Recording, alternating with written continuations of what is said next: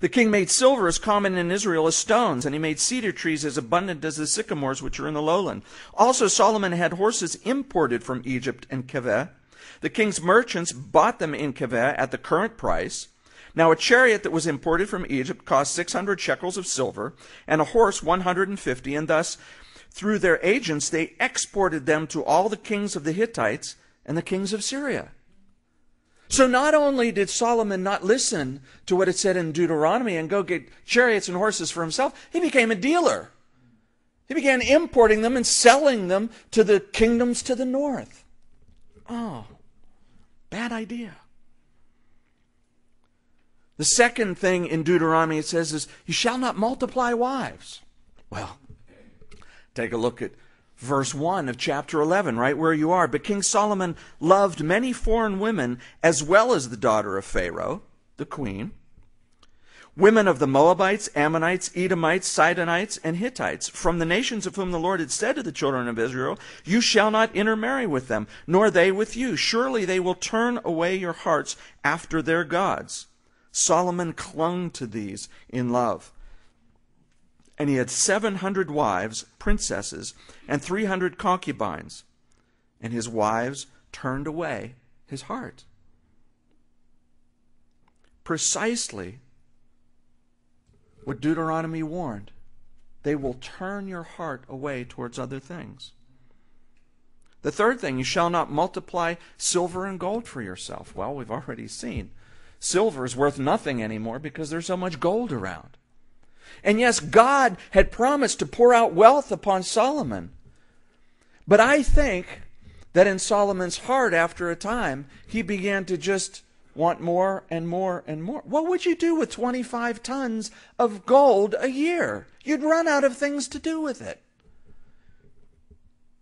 There's a famous, sort of famous quote by Bill Cosby, an extremely rich man who was interviewed one time, and he was asked about his riches and why are you still trying to make more?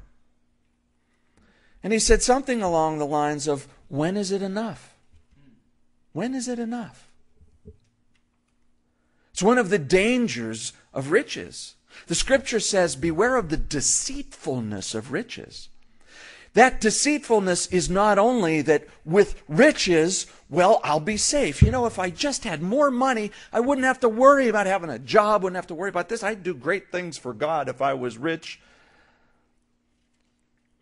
That's part of the deceitfulness, but the other part is that you will come to a place where you think you have enough. It's never enough. It's never enough. When greed takes hold of the heart, it's never enough. You always need more. You see, God's warning was to look out for power, pleasure, and payment. Power? Yeah, depending upon that military might, depending upon his own strength, his own ability to amass military might. I can depend upon myself. We saw the problem that happened with David with that late in his life.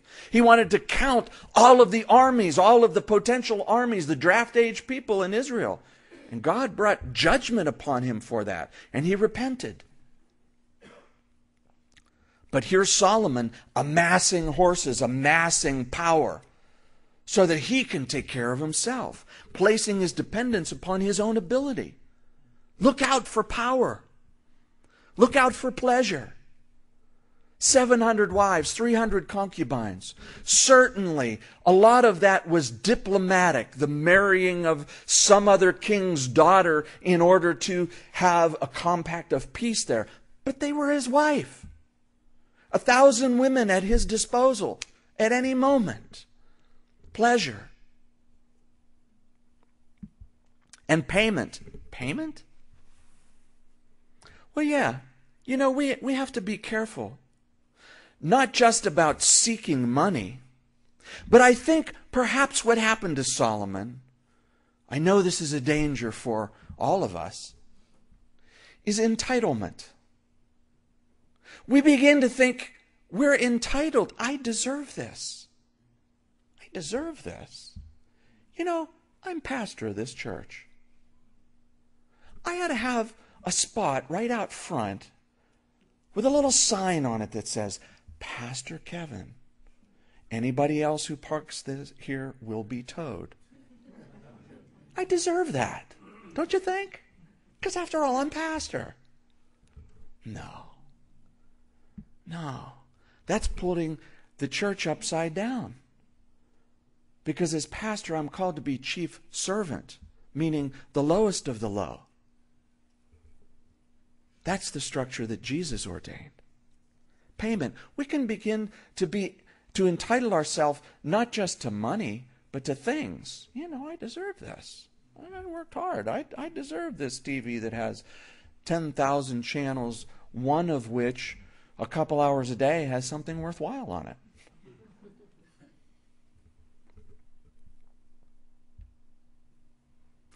I deserve some time off. I deserve the ability to just kind of sleep in this morning and forget about that prayer and Bible stuff. I did that yesterday. I did that last week. Sound familiar? When David bought the threshing floor where the temple was built, he refused to take it without paying for it. He refused, though it was offered to him by the owner, to say, King David, it's yours, take it. Take all of it. He refused. He said, I will not sacrifice unto God that which cost me nothing. We gauge so often whether something is of the Lord. Our effort is right before the Lord by whether it's easy. That's not the right gauge. If it is the right gauge, we might have it backwards. We might have the measurement totally backwards. Is it easy? Well, then the question whether it's of the Lord. I don't think it's that simple, because the Lord, the commandments of the Lord are not burdensome. They're not. He gives us the strength. He gives us the ability. But we need to get out of this American idea that, okay, if it's of God, then it's nice and easy. I deserve things to be nice and easy. Hey, I'm 56 years old. Been serving the Lord for 30 plus years. I deserve to have kickback. No.